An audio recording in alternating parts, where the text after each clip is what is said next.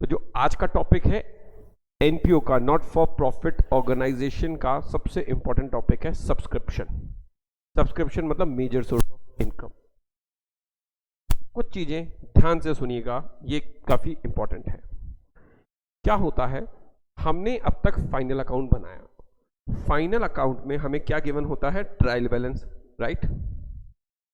Agree? आपको screen में दिख रहा होगा सबको, ट्रायल बैलेंस गिवन होता है। और ट्रायल बैलेंस में सपोज ये लिखा हुआ है फर्नीचर 4 लाख। तो what you will do with this furniture? You will write this furniture on balance sheet asset side, right? आप इसके बारे में सोचोगे भी नहीं कि इसमें कुछ ओपनिंग है, क्लोजिंग है। क्यों नहीं सोचोगे? क्योंकि ट्रायल बैलेंस में कोई भी चीज कहां से आती है? लेजर से। अगर मैं इसका लेजर अगर यहाँ पे चेक करना चाहूँ, सपोज अगर हम एक लेजर चेक करना चाहें, तो हमें पता चला यहाँ पे हमारे पास 2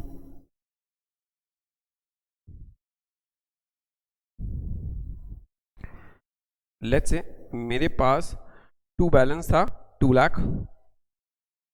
बैलेंस मतलब पहले से पड़ा था। इस साल मैंने परचेज किया, मैं फर्नीचर का बता रहा हूँ, कितना हुआ? Let's say 3 lakh. और मैंने 1 लाख का सेल किया, तो मेरे पास कितना बचता है? 4 लाख बचता है बैलेंस। तो मीन्स ये जो बैलेंस आ रहा है मेरा 4 लाख, ये मैंने कहाँ शो किया? ट्रायल बैलेंस में। तो whatever balance is appear in trial balance that clearly shows इसमें ओपनिंग बैलेंस एडजस्ट हो चुका है with the help of ledger, right? तो no need to adjust ledger. तो आज तक ओपनिंग अकाउंट का कोई एडजस्टमेंट आता ही नहीं था। बट जब हम ओपनिंग एनपीओ के बारे में बात करेंगे, तो एनपीओ में हमें रिसिप्ट्स और पेमेंट दिया होता है। रिसिप्ट्स और पेमेंट का मतलब कैश। क्या दिया होता है? Cash book. कैश बुक क्या कहती है? इस साल क्या कैश आया, इस साल क्या कैश गया। तो जैसे मुझे लिखा हुआ इस साल मेरा क्या कैश क्या आया?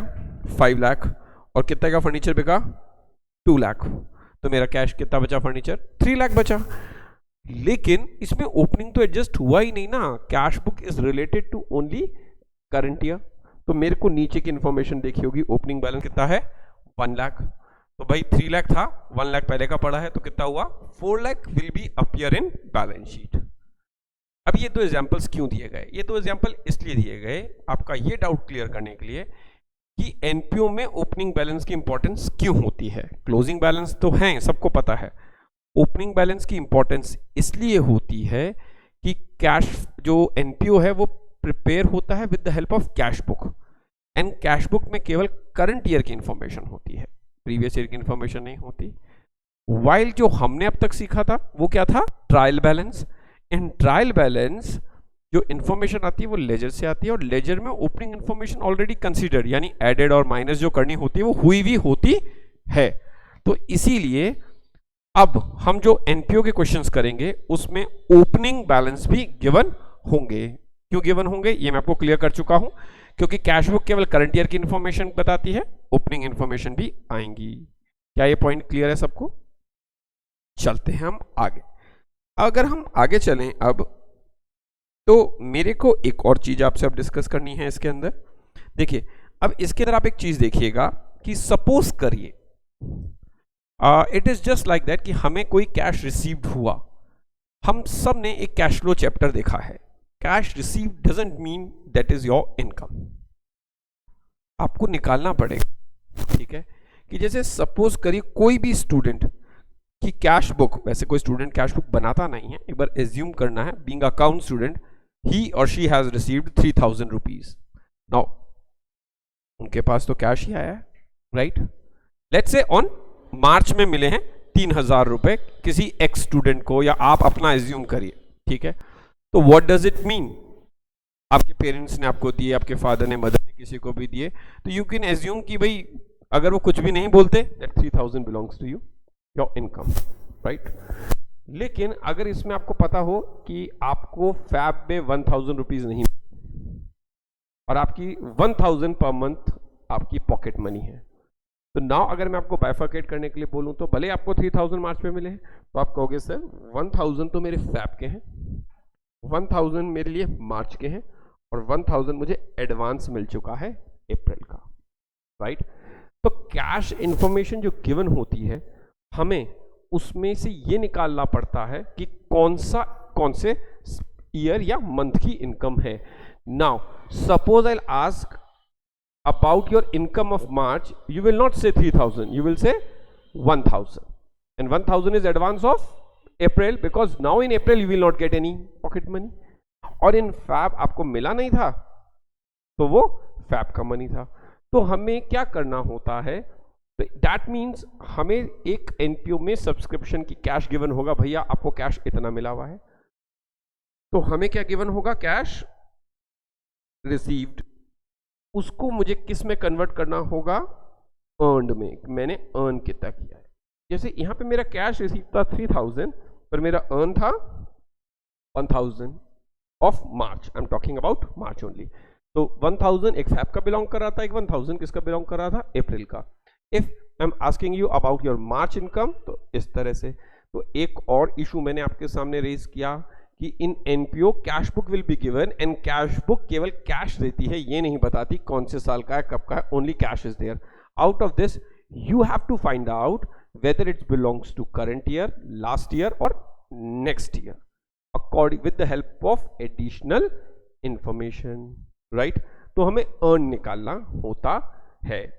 अब सपोज करिए हमें 2020 की इनकम को कैलकुलेट करना है. क्लियर, 20 की. तो इनकम कैलकुलेट करनी मतलब इनकम अर्नड निकालनी है. इनकम अर्न, आपको पता होगा हमारा अकाउंटिंग सिस्टम अक्रूवल बेसिस पे है. What do you mean by accrual basis? Accrual basis मतलब we record cash and credit both. What does it mean कि suppose if you have purchased goods on cash, what entry you are going to pass, purchase account debit to cash. Suppose if you have purchased goods but on credit, आपने cash नहीं दिया, let's say we have purchased goods from स्पंदन, तो entry will be purchase account debit to Spandan. Again मैंने entry पास की है, तो मैंने cash भी पास किया और स्पंदन की भी पास की है. तो दैट मीन्स अक्रूवल सिस्टम ही ये मेरे को अलाउ करता है. मेरे को दोनों चीजों को ध्यान रखना है. तो अक्रूवल सिस्टम कहता है कैश कितना रिसीव हुआ है उसको इग्नोर करिए, अर्न कितना है आप तो ये बताइए, जिससे कि हम ये निकाल सकें कि इस साल की इनकम कितनी कमाई है. And why this system? Because tax is charge according to this system in our country. Clear. तो सपोज इफ हमें 2020 की इनकम कैलकुलेट करनी है, तो हमें ध्यान रखना होगा इसके बाद वाले ईयर और इसके पहले वाले ईयर. यानी इसमें अगर 19 और 21 का पैसा इंक्लूड है, तो we need to deduct 19 and 20. जैसे सपोज करो we have received 5 lakh rupees in 20. out of this 5 lakh 50,000 belongs to 19. उस आदमी को 19 में देने थे, पर वो 20 में दे के गया कि भैया मेरे पास पैसे नहीं थे, रख लीजिए. And out of this 1 lakh belong to 21, एक आदमी ने एडवांस दे दिया. तो मेरा कितना रुपए निकल के आया, 3,50,000. तो 3,50,000 belongs to 2020. No doubt you have received cash of rupees 5 lakh, but you have to calculate इसमें से कौन सी इनकम है. बट अब आते हैं हम अक्रूवल सिस्टम पे. तो 3,50,000 रिसीव फॉर 2020, ये तो कैश आ गया. अब मुझे इसमें से पता चलता है 30 स्टिल रिसीव करनी बाकी है अभी 20 की. तो what I am going to do, मैं 30 ऐड कर दूं. मेरी इनकम अर्न कितनी हुई, 3,80,000. तो try to understand my point in this कि हमें उस ईयर की इनकम निकालनी है, अर्नड निकालनी है. कैश कभी कभी हो सकता है. क्लियर. तो now will focus on one question. चलिए हम पहले थ्योरी भी पढ़ेंगे थोड़ी सी, फिर आप बताइएगा. आपको अगर कोई भी इशू है देन हम आपकी प्रॉब्लम भी रिजॉल्व करेंगे. आइए, पहला अगर हम फर्स्ट पॉइंट देखें इसके अंदर,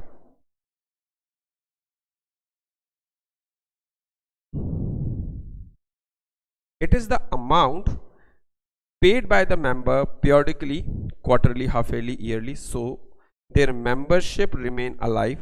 It is the source of income for NPO.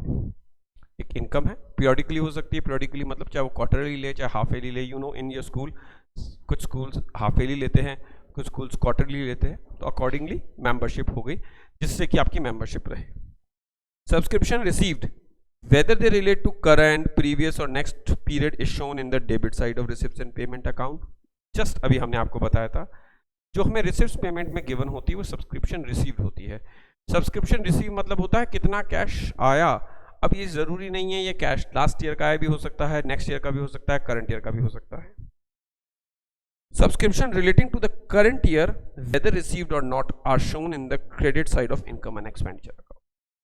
Subscription जो करंट ईयर का है, जैसे हमने फाइंड आउट किया था, अगर आपको याद हो, करंट ईयर का चाहे रिसीव्ड हो गया हो और जो रिसीव नहीं हुआ हो 30, वो दोनों कहां शो होंगे? इनकम एंड एक्सपेंडिचर में। Subscription not received, that is outstanding, are shown on the asset side of balance sheet. Now one point आप क्लियर करिए। Actually, in 11th standard, we used to use accrued income and outstanding for expense. But in NPO, for subscription, we used outstanding for expense also or outstanding for the income.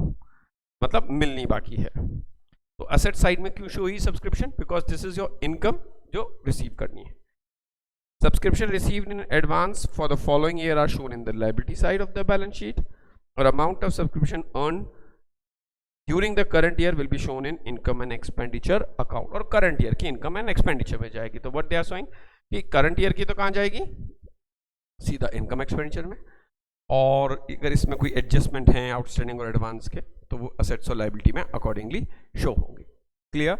ये मैं आपको एक practical में बता चुका था। तो आइए नाउ हम एक क्वेश्चन सॉल्व करेंगे। तो पहले अपन में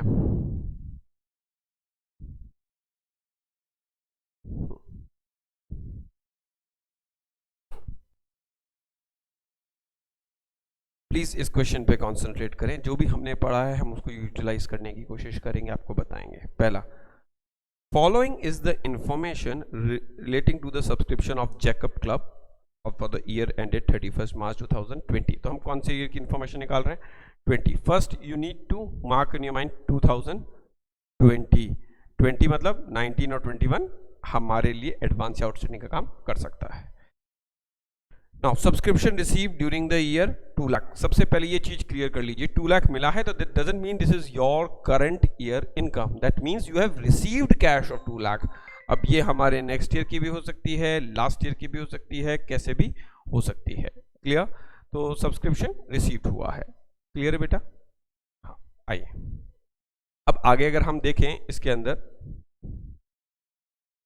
अब एक हमें, तो मैं सबसे पहले मैंने कहा फिर भी मेरे को इनकम साइड पे लिखना होगा। क्या लिखूंगा देखेंगे सब? बाय सब्स इनकम में मैं इनकम एक्सपेंडिचर अकाउंट बनाया है मैंने, एक साइड एक्सपेंडिचर है, एक साइड है इनकम। बाय सब्सक्रिप्शन जो भी मुझे रिसीव हुआ 2 लाख। अब if nothing is written in the question that means this 2 lakh belong to this year only. लेकिन अब क्वेश्चन क्या कह रहा है? सब्सक्रिप्शन आउटस्टैंडिंग ऑन 31 मार्च 2019। 2019 में कोई आउटस्टैंडिंग थी, 19 मतलब लास्ट ईयर।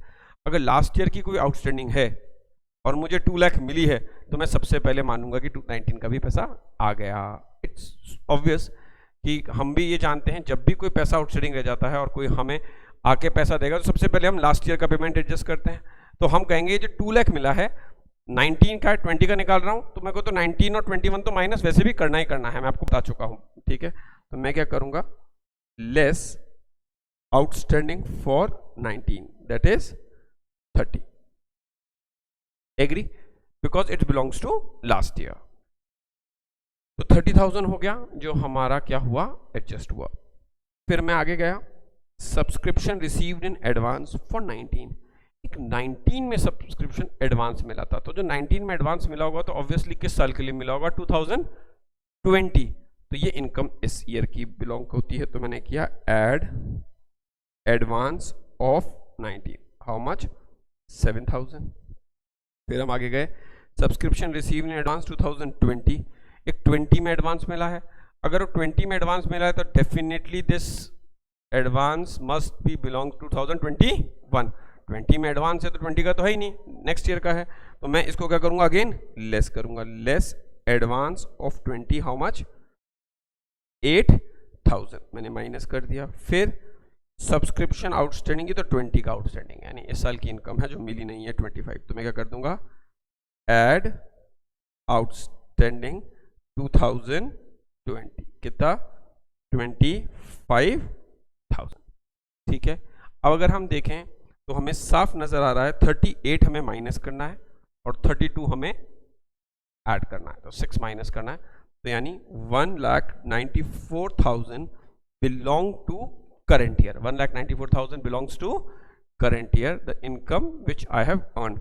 2 लाख में से 30,000 लास्ट ईयर के थे तो मैंने हटा दिए, और 7,000 मुझे लास्ट ईयर ही मिल गए थे इस साल के लिए तो मैंने जोड़ दिए, 8,000 नेक्स्ट ईयर के मैंने हटा दिए, और 25 भी मिलने बाकी हैं तो मैंने ऐड कर दिए, तो मेरे पास करंट ईयर की इनकम आ गई। अब अगर हम इसका बैलेंस शीट पार्ट भी देखेंगे, अगर हम इसका बैलेंस शीट पार्ट भी देखने की कोशिश करें तो जो 19 की इन्फॉर्मेशन है वो 19 की बैलेंस शीट में जाएंगी और जो 20 की इन्फॉर्मेशन है वो 20 की बैलेंस शीट में जाएंगी। अगर हम कोशिश करें देखने की, मतलब तो आइए हम कोशिश करते हैं, हम 2 बैलेंस शीट बनाते हैं सिंपल। एक हमने बैलेंस शीट बनाई 2019, एक बनाई 2020। 19 का आउटस्टैंडिंग सब्सक्रिप्शन और एडवांस लायबिलिटी होता है 2019 का, तो हमने देखा 19 का था 30,000 तो इधर आया और 7,000 इधर आया। आउटस्टैंडिंग सब्सक्रिप्शन 25 इधर आया और advance subscription I guess 8,000 amount was there, yes इधर आया।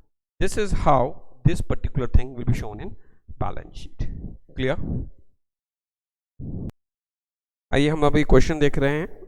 From the following extract receipts and payment account of additional information, compute income and subscription for 2020।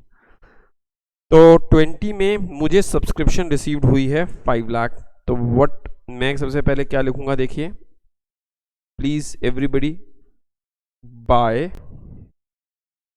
Subscription that is of rupees 5 lakh in inner column, okay, and outstanding यानी 2019 से belong है, nothing कुछ बोला नहीं है तो इसका मतलब 19 की पैसा आ गया होगा। मैं सबसे पहले जैसे 5 लाख आएगा मैं लास्ट ईयर का ऐड करूंगा कि भैया लास्ट ईयर में आपका इतना पैसा बकाया था।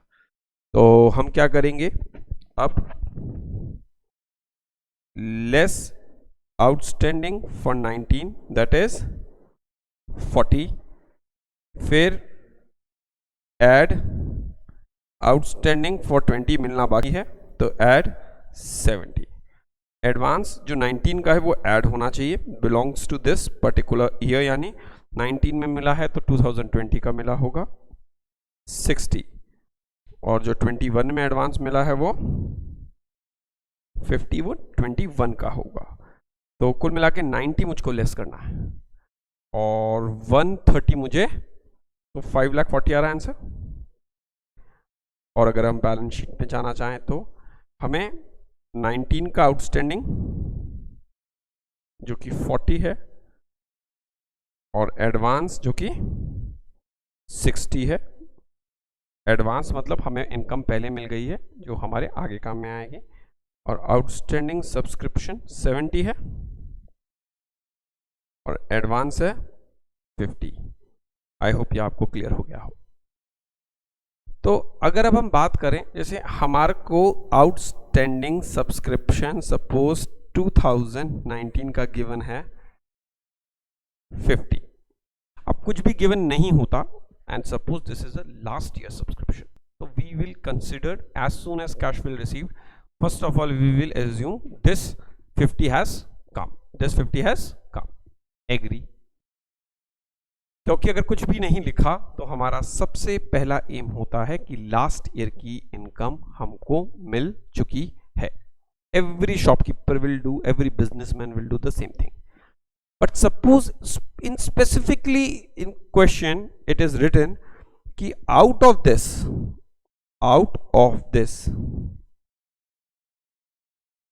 30,000 इज रिसीव्ड। नाउ अब क्वेश्चन स्पेसिफिकली अगर बोल दे, नहीं लिखा तो हमने एज्यूम किया 50 का 50 आ गया, लेकिन क्वेश्चन बोल रहा है लास्ट ईयर जो था वो 50,000 बाकी था, मिला कितना है 30। तो अब हमें ये क्लियर हो गया इस साल का जो कैश है उसमें 30,000 है लास्ट ईयर का, क्योंकि क्वेश्चन ने स्पेसिफिकली बोल दिया। भाई सिंपल सी बात है, अगर मैं किसी पर्सन से 50,000 रुपये मांगता हूं और वो मुझे आज आके लेट्स से 1 लाख रुपीज देता है तो मैं मानूंगा 50 लास्ट ईयर का आ गया और 50 इस साल का आ गया। लेकिन अगर स्पेसिफिकली बोल दे कि सर 30 तो लास्ट ईयर का है इसमें और 70 आप करंट ईयर का ले लीजिए, मैं 20 आपको बाद में दे दूंगा। हो सकता है, पॉसिबिलिटी है। तो अगर एब्सेंस ऑफ इंफॉर्मेशन है तो हम मानेंगे लास्ट ईयर का पैसा एज इट इज आ गया होगा। बट इस क्वेश्चन स्पेसिफिकली सेइंग कि 50,000 आया है, तो इसका मतलब करंट ईयर का कितना आया, 30, एंड 20,000 इज स्टिल आउटस्टैंडिंग। यानी स्टिल आउटस्टैंडिंग मींस, तो क्या ये तो ओपनिंग सी, हम 19 यानी लास्ट ईयर की बात कर रहे हैं, क्या ये आउटस्टैंडिंग मेरे करंट ईयर के आउटस्टैंडिंग में इफेक्ट डाल रहा होगा? खुद आप सोच के देखिए। मैंने आपको पहले क्वेश्चन में तो हमने क्या ट्रीट किया कि मेरे को सारा का सारा आ गया। अब क्वेश्चन कह रहा है 30 आया, तो यानी 20 स्टिल आउटस्टैंडिंग, तो ये 20 स्टिल आउटस्टैंडिंग है, बैलेंस है, हमें करंट ईयर की बैलेंस शीट में शो करना है। तो क्या ये जो 20,000 है, क्या ये जो 20,000 है ये हमारी लास्ट ईयर की करंट ईयर की बैलेंस शीट में इफेक्ट करेगा? अब बात आती है आउटस्टैंडिंग सब्सक्रिप्शन, जो 2020 का है उसमें हमने देखना होगा कि फॉर लिखा है या आउटस्टैंडिंग सब्सक्रिप्शन ऑन लिखा है। ये कब इंपॉर्टेंस होगी इसकी? जब मेरे को पता चला कि लास्ट ईयर का था 50, 30 मिला है, तो what about this 20? There are two possibility, या तो 20, क्योंकि ऑब्वियसली अब ये मेरे आगे वाले आउटस्टैंडिंग को इफेक्ट करेगा, या तो उसमें है या उसमें नहीं है। अब ये कैसे पता चले? होना चाहिए, बट क्वेश्चन कैसे शो कर रहा है? तो अब मेरे लिए इंपॉर्टेंट हो जाएगा फॉर और ऑन। फॉर मतलब we are talking about particular year, this is for 2020 यानी 2020 का है। ऑन मतलब ये 2020 तक का है, राइट? सपोज करिए अगर मुझको 2020 का गिवन है 60,000, राइट? तो दिस इज 60 ओनली फॉर 2020, इसमें लास्ट ईयर का कोई इंक्लूड नहीं है। और यही अगर मुझे ऑन गिवन है तो दैट मीन्स ऑन अब तक का है, तो इसका मतलब इसमें करंट ईयर का 40 है और लास्ट ईयर का कितना है, 20, राइट? तो अगर देखा जाए तो ये ऑन कितना हो गया, 80। क्यों? ये 60 अगर करंट ईयर का है तो 20 अभी मिलना बाकी है और भी है, तो यानी 80 हो जाएगा। 60 for this year and 20 for the last year. Same with the furniture, मेरे पास 5 लाख का फर्नीचर इस साल का है, 1 लाख का पड़ा है, तो for the 2020 furniture 5 lakh and 1 lakh पहले का पड़ा था, तो फर्नीचर ऑन 2020 हो जाएगा 6 लाख। तो प्लीज जब ऑन वर्ड लिखा हुआ आता है तो दैट मीन्स दैट बिलोंग, इसमें लास्ट ईयर की इंफॉर्मेशन भी इंक्लूड है। और फॉर लिखा हुआ आता है तो करंट ईयर। इसको हम इस तरह से भी पढ़ सकते हैं, हम प्रॉफिट एंड लॉस में क्या लिखते हैं, फॉर द ईयर एंडिंग, यानी फॉर द इस साल का। और बैलेंस शीट में क्या लिखते हैं, एज ऑन। तो इससे एज ऑन और एज एट हम दोनों लिखते हैं।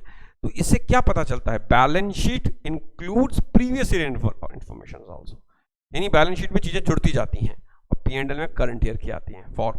तो हम इसमें अब आपको क्या बताना चाह रहे हैं, आउटस्टैंडिंग सब्सक्रिप्शन अगर फॉर लिखा है तो what does it mean, current year.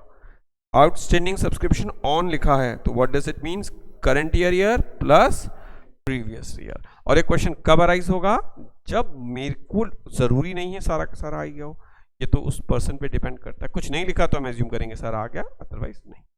Let's do this in one question, ठीक है? एक क्वेश्चन में करके देखते हैं। आइए, I want everybody to focus. Receipts and payment account of Damodar Club disclose that it has received by way of subscription during the year 31st March. Okay. अब हमें सबसे पहले दिया हुआ है सब्सक्रिप्शन कितनी रिसीव हुई है, 7 lakh. This is for the current year, जो कैश मिला है। कैश मिलने का मतलब आपकी इनकम नहीं होती। तो हम सबसे पहले क्या लिखेंगे, हम यहां लिखेंगे बाय सब्सक्रिप्शन, ठीक है? How much, 7 lakh rupees. Agree everybody, 7 lakh आ गए।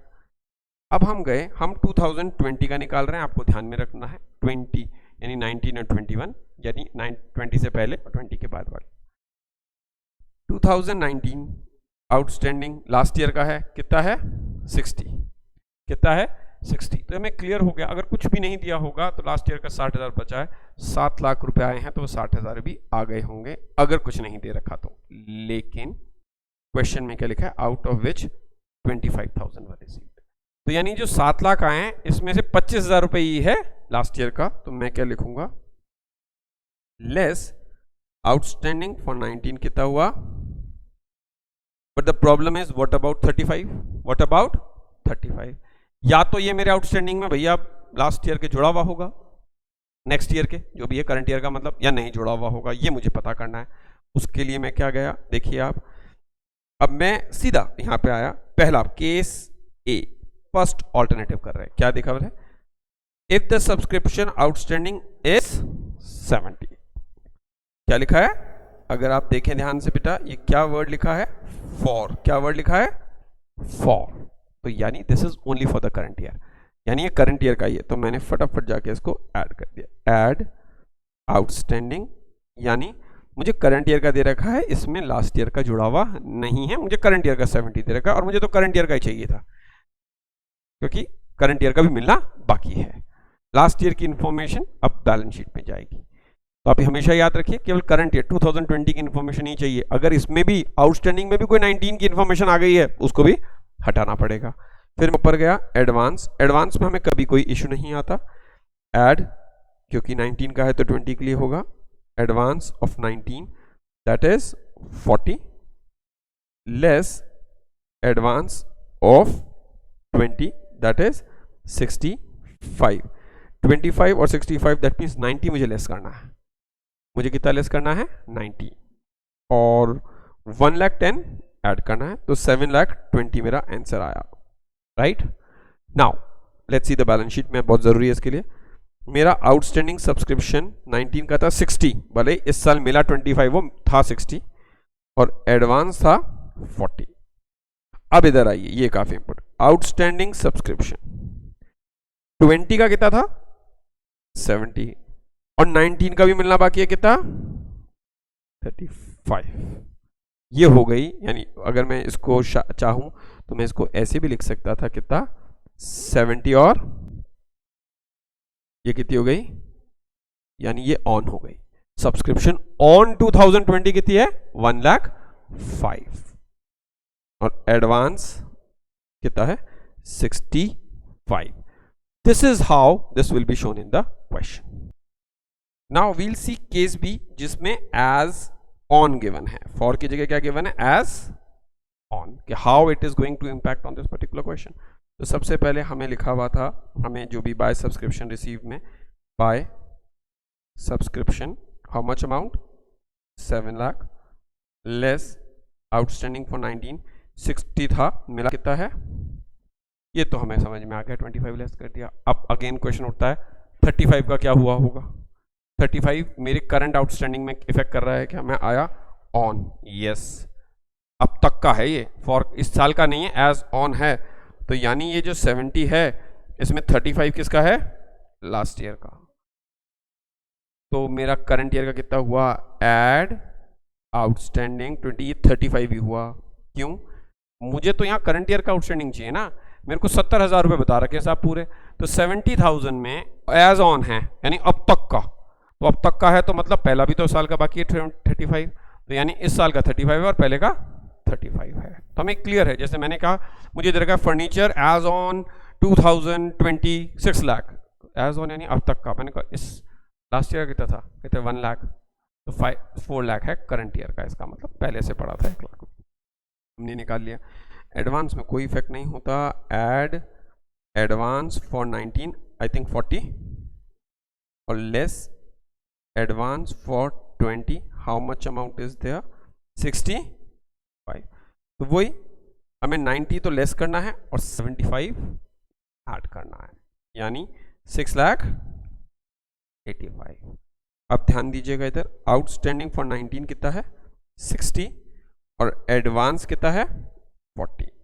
अब आउटस्टैंडिंग फॉर 20 कितना है 70 ओनली इसमें, यानी अगर मुझे एज ऑन गिवन है तो मुझे करंट ईयर की बैलेंस शीट का गिवन है, और फॉर गिवन है तो इनकम एक्सपेंडिचर का गिवन है, और एडवांस कितना हुआ हमारे पास बेटा 65, ये 20 की बैलेंस शीट हुई, ये 19 की, ये हमें ध्यान रखना है। तो हमारे को ध्यान क्या रखना है यहाँ पे, सिंपल कि आउटस्टैंडिंग अगर लास्ट ईयर का है, कोई कुछ नहीं लिखा तो हम सारा माइनस कर देंगे, लेकिन अगर उसमें से साफ कह रहा है इतने रुपए नहीं आए, तो व्हाट अबाउट मतलब दिस 35, ये कहीं ना कहीं तो ऐड होगा, अगर लास्ट ईयर मेरा करंट ईयर का आउटस्टैंडिंग पे गया, अगर फॉर दे रखा है तो ऐड नहीं है, ठीक है, तो इनकम एक्सपेंडिचर में दिखा देंगे और बैलेंस शीट में ऐड कर देंगे। अगर दे रखा है तो ऐड, तो मुझे इनकम एक्सपेंडिचर का अकॉर्डिंगली कैलकुलेट करना पड़ेगा। जिसे अभी हमने आपसे डिस्कस किया, आउटस्टैंडिंग सब्सक्रिप्शन 19 की तथा 50, out of this 20 is received, तो इसका मतलब 30 received, out of this 30 is received, इसका मतलब 20 रिसीव नहीं हुआ। क्या अगर मैं इसको ऐसे लिख देता तो कुछ अलग होता क्या? Out of this 20 is still outstanding, क्या फर्क हुआ कि अब आप सोचिए, पहले में तो मैं कह रहा हूं 30,000 आ गया, यानी 20,000 नहीं आया, इसमें मैं बोल रहा हूं अभी तक 20,000 नहीं आया, तो इसका मतलब 30,000 आ गया, मतलब वही है, कंडीशंस अलग अलग हैं। तो अगर कभी कोई क्वेश्चन इस तरह से आता है, जैसे आउटस्टैंडिंग, अब इसमें हमें 21 का निकालना था, अगर आउटस्टैंडिंग 20 का 40 है, कितना है 40, और ये लिखा हुआ हो subscription of 10 still in arrear, अभी भी अरियर है, तो इसका मतलब उस साल का कितना आया? केवल 30 आया। कितना आया? 30 आया। दोनों चीजें सेम है, अगर आपको लगे तो आप देख सकते हैं दोनों चीजें क्या हैं? सेम है। कैसे सेम हुई? अगर मैं कहता आउट ऑफ दिस 30 रिसीव या out of this 10 not receive, तो बात एक ही है। तो अब ये जैसे 10 है, मुझे इसमें एज और ऑन सब कुछ देखना होगा। तो हम जो ये क्वेश्चन देख रहे हैं, इसमें सब्सक्रिप्शन रिसीव कितना हुआ है? 2,40,000 प्लीज, तो बाय सब्सक्रिप्शन आ गया 2,40,000, एग्री। आउटस्टैंडिंग था कितना? 40,000, बट जिसमें से 10 स्टिल है, तो हमारा 30 ही लेस होगा, इसका मतलब 30 ही आया है। अब जो करंट ईयर का आउटस्टैंडिंग है वो कैसे गिवन है? ऑन, यानी इसमें ऑलरेडी क्या जोड़ा हुआ है? 10,000 लास्ट ईयर का, तो करंट ईयर का कितना हुआ? केवल 10 ही आएगा। फिर एडवांस दे रखा है, ये 20 का है तो ऐड हो जाएगा 30, और 21 का है एडवांस, वो लेस हो जाएगा, तो आंसर आया 2,30,000। बैलेंस शीट में, लास्ट ईयर की बैलेंस शीट में आउटस्टैंडिंग 40 और advance 30 as it is show करेंगे, लेकिन यहां पे आउटस्टैंडिंग 10 था और 10, क्योंकि एज ऑन गिवन था, एज ऑन मतलब अब तक का, तो अब तक का मतलब आपको पूछना होगा क्या लास्ट ईयर का है क्या कुछ इसमें? हाँ 10 था, तो ये हो गया 20 और एडवांस हुआ 20। तो ये हमारा हुआ आज का सब्सक्रिप्शन का टॉपिक। क्लियर?